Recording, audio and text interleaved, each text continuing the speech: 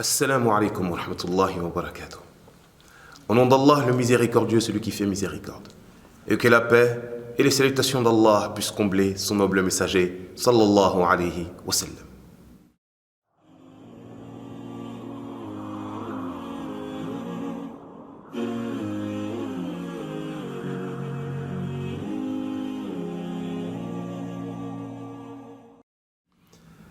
Pouvoir faire. Pouvoir faire ou même vouloir faire, mais s'abstenir de faire. Pourquoi? Par crainte du majestueux ou par espérance et amour pour le très miséricordieux, subhanahu wa ta'ala. Et pouvoir ne pas faire ou même vouloir ne pas faire, mais faire.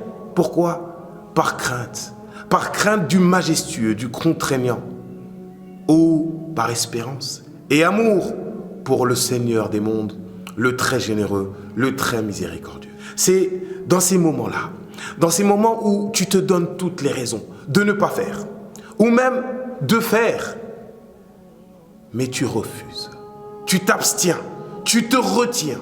Pourquoi? Parce que tu redoutes, parce que tu crains la rencontre avec le contraignant, avec le Seigneur des mondes, subhanahu wa ta'ala, ou tout simplement parce que tu espères pouvoir obtenir ses faveurs et ses grâces, parce que tu souhaites pouvoir satisfaire le très miséricordieux, le Seigneur des mondes, subhanahu wa ta'ala. Voilà ce qu'est la piété.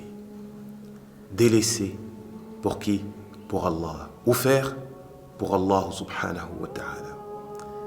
Et quiconque délaisse, quiconque s'abstient pour Allah, Allah lui accorde toujours meilleur. C'est ce que notre noble messager, notre bien-aimé, sallallahu alayhi wa sallam, nous enseigne. Il nous dit: Innaka lan tada'a shay'an lillah illa abdalaka Allahu bihi ma huwa khayrun laka min. Sache que toute chose que tu délaisses, toute chose que tu abandonnes, pour qui? Pour Allah subhanahu wa ta'ala, Allah le remplacera pour toi en mieux. Allah le remplacera en mieux pour toi. Allah subhanahu wa ta'ala t'accordera meilleur que ce que tu as laissé. Et c'est d'ailleurs ce que lui-même, notre Seigneur, nous fait entendre. Là où Allah subhanahu wa ta'ala nous dit: وَمَنْ يَتَّقِ اللَّهَ يَجْعَلْ لَهُ مَخْرَجًا وَيَرْزُقَهُ مِنْ حَيْثُ لَا يَحْتَسِبُ. Dans le sens du verset, et quiconque fait preuve de piété à l'égard d'Allah, Allah lui en accorde une issue favorable.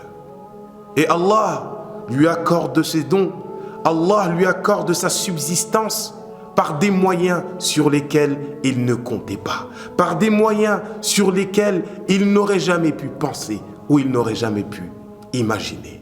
Faire preuve de piété à l'égard d'Allah. Pourquoi? Pour attendre l'issue qui nous viendra de qui? Du Seigneur des mondes, subhanahu wa ta'ala. Le prophète Yusuf alayhi salam, fils de Yaqub, fils de Ishaq, qui lui est fils d'Ibrahim alayhi salam.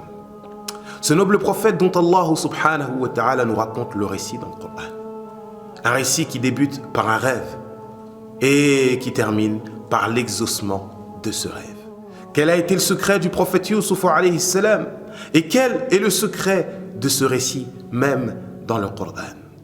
Le prophète Yusuf alayhi salam, après avoir fait son rêve, très jeune, un rêve où il voyait 11 étoiles, ainsi que le soleil et la lune se prosternaient pour lui, c'est un cauchemar qui débuta pour Yusuf alayhi salam. Victime de l'amour que son père avait pour lui, il a été enlevé à son père par ses frères, écarté de son père par ses frères, qui eux l'ont abandonné dans un puits. Après l'avoir abandonné, il fallut qu'une caravane passe à proximité de ce puits et soit dans le besoin d'eau pour tomber sur qui? Sur le prophète Yusuf alayhi salam, ainsi le sortir, le récupérer et le ramener avec eux. Une fois arrivés dans leur pays, il fallut qu'à ce moment même, le roi aussi soit dans un besoin, dans le souhait de pouvoir adopter et avoir un enfant.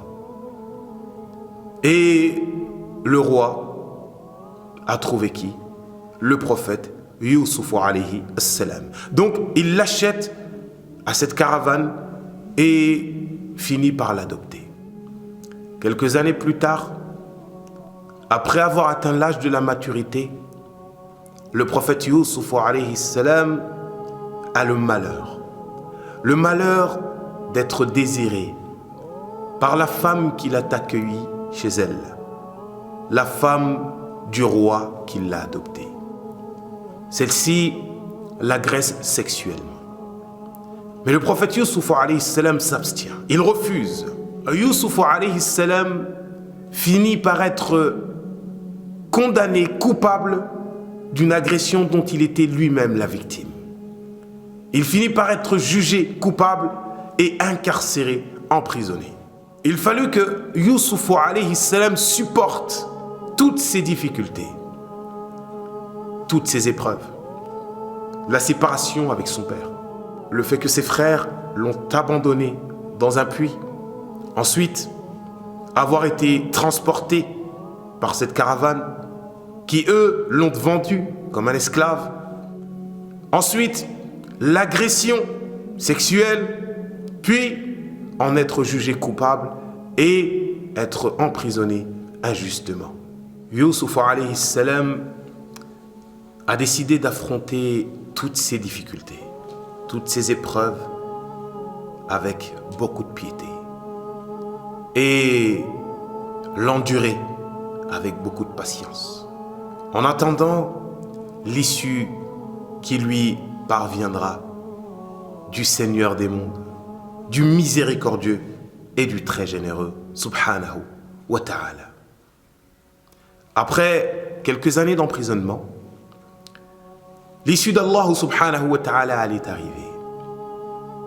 L'issue d'Allah subhanahu wa ta'ala peut tarder, pour nous bien sûr, mais elle finit toujours par arriver. Quiconque fait preuve de piété à l'égard d'Allah aura le droit à l'issue d'Allah, mais il va falloir qu'il patiente avant son arrivée. L'issue d'Allah subhanahu wa ta'ala finit par parvenir à notre noble prophète Youssouf alayhi salam. Il fallut que le roi se trouve dans un problème et que le seul à pouvoir le régler et le résoudre soit Youssouf alayhi salam. Ainsi, le roi fait appel à lui. Ensuite, il est déclaré non coupable, au contraire, victime de cette agression et il est ainsi libéré. Le prophète Youssouf alayhi salam est libéré. Quelque temps après, le peuple souffre. Le peuple a faim. Et pour résoudre ce problème, il leur fallait un homme. Il leur fallait Youssouf alayhi salam. Ainsi, le prophète Youssouf alayhi salam a été invité à rejoindre le pouvoir. Une fois avoir rejoint le pouvoir, le prophète Youssouf alayhi salam se trouvait sur le trône après avoir été, il y a quelque temps, abandonné dans le puits. Et que ces mêmes personnes qui, il était une fois, l'avaient abandonné dans le puits, l'ont retrouvé sur le trône. A demandé de sa bienfaisance, de sa générosité. Et qu'il tombe devant lui, prosterné, comme Youssouf l'avait rêvé il y a de cela quelques années. Quel a été le secret de Youssouf alayhi salam? Qu'est-ce qui a permis à Youssouf de passer du puits au trône? Qu'est-ce qui a permis à Youssouf d'être favorisé par Allah subhanahu wa ta'ala, d'être choisi par Allah subhanahu wa ta'ala, d'être aimé par Allah subhanahu wa ta'ala?